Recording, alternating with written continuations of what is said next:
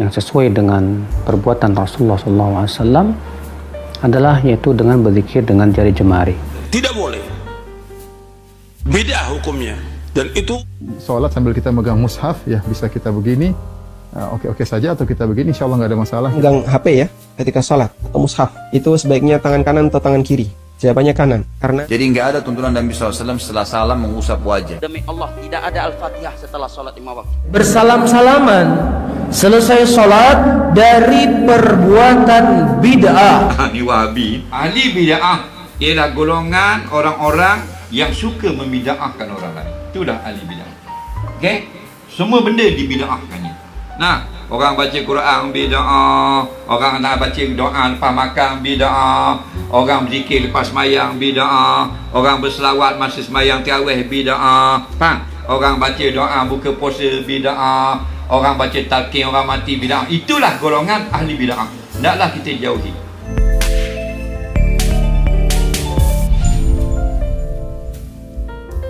Bila kita melihat perbuatan Rasulullah SAW, maka Rasulullah SAW berzikir dengan jari jemarinya. Karena disebutkan dalam riwayat-riwayat yang banyak yang Nabi SAW yaitu berzikir dengan asabi, yaitu dengan jari jemarinya. Jari jemari, Ustaz. Maka yang lebih utama, yang sesuai dengan perbuatan Rasulullah SAW adalah yaitu dengan berzikir dengan jari jemari.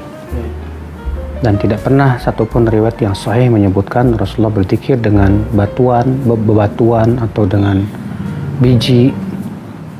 Maka berzikir dengan alat tasbih digital sama halnya dengan kerikil dan yang lainnya. Bahkan ada satu riwayat bahwa Abdullah bin Mas'ud radhiyallahu an mendapati orang-orang sedang berzikir dengan menggunakan bebatuan. Maka Ibnu Mas'ud berkata, "Uddu sayyi'atikum." Lebih baik kalian hitung saja dosa-dosa kalian. Sehingga dari itu Syekh Bakar Abu Zaid menganggap bahwa berzikir dengan bebatuan atau semacamnya ini perkara yang diada-adakan, yang tidak pernah dilakukan oleh Rasulullah, tidak pula para sahabat.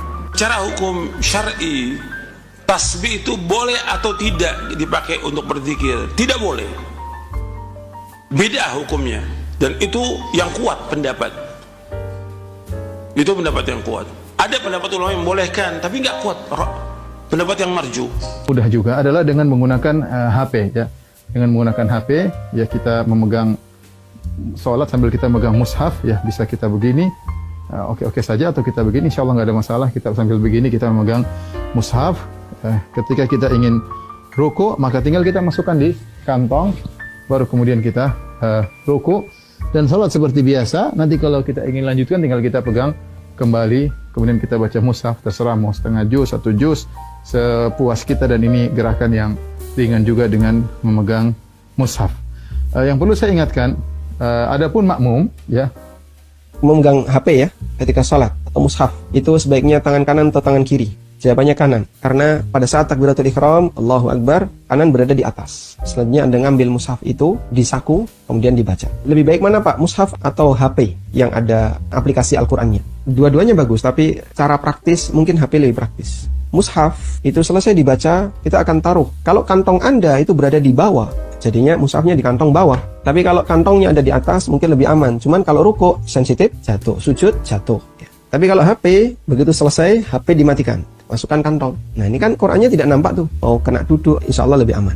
Karena dia nggak nampak Qurannya. Begitu dia bangkit ke rakaat berikutnya, baca surat, dia ambil HP, dinyalain. Dinyalainnya gimana Pak? Pakai fingerprint. Ketika pakai finger kan langsung buka. Jadi jangan pakai password ya, kelamaan.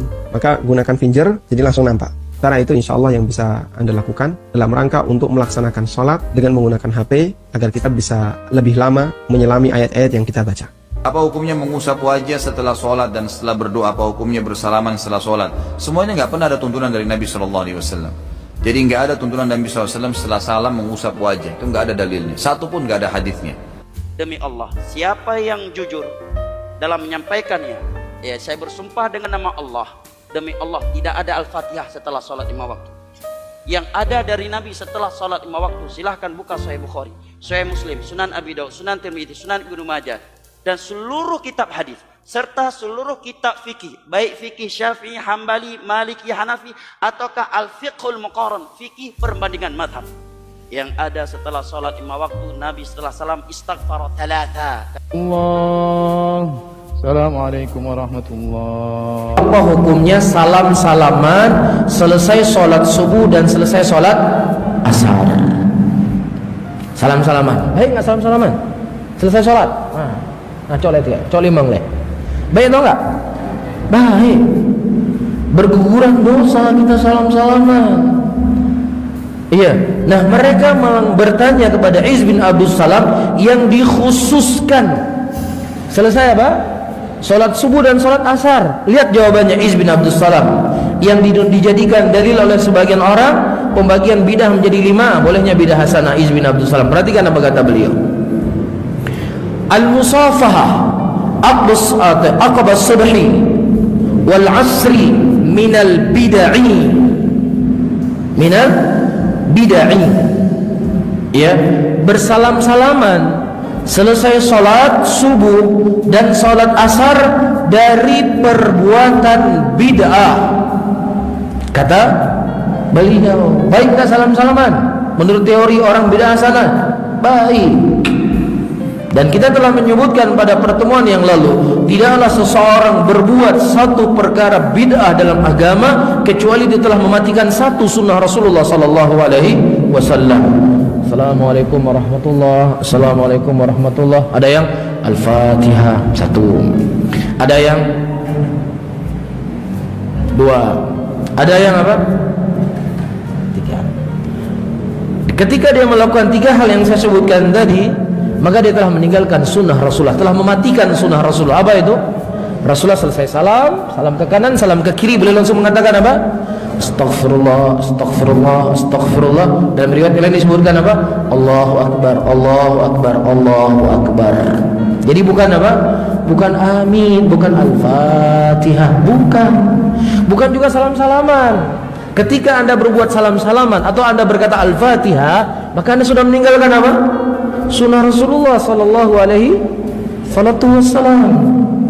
Ya, dan yang mengatakan bidah bukan saya loh ya. Yang mengatakan bid'ah salam-salaman selesai sholat itu Iz bin Abdus Salam yang Anda nukilkan ucapannya membolehkan bid'ah hasanah. Iya. Kecuali kata beliau kecuali boleh kita salam-salaman liqadimin yajtamu biman yusafihu qabla as-salah. Ada orang datang sebelum masuk masjid ketemu sama kita. Wahai fulan, kemana kamu sudah lama kelihatan? Salaman kita sama dia. Ini baru boleh kata Iz bin Abdus Salam. Ketika dia datang safar, sudah lama kita tidak ketemu, ini baru salaman dari luar masjid, habis sholat salam lagi. Ini adalah perkara bid'ah kata beliau. Yajtama biman yusafihu qabla salat fa innal musafah masyruh indal qudum. Kata beliau salam-salaman itu yang disyariatkan. Berarti tadi tidak disyariatkan. Yang disyariatkan ketika ada orang yang datang pulang safar atau apa, dia datang baru ketemu, baru kita salam-salaman. Iya. Wa kana Nabi sallallahu alaihi wasallam salati bil adhkaril masyru'ah. Nabi sallallahu alaihi wasallam selesai salat, kata Iz bin Abdus Salam, beliau berzikir.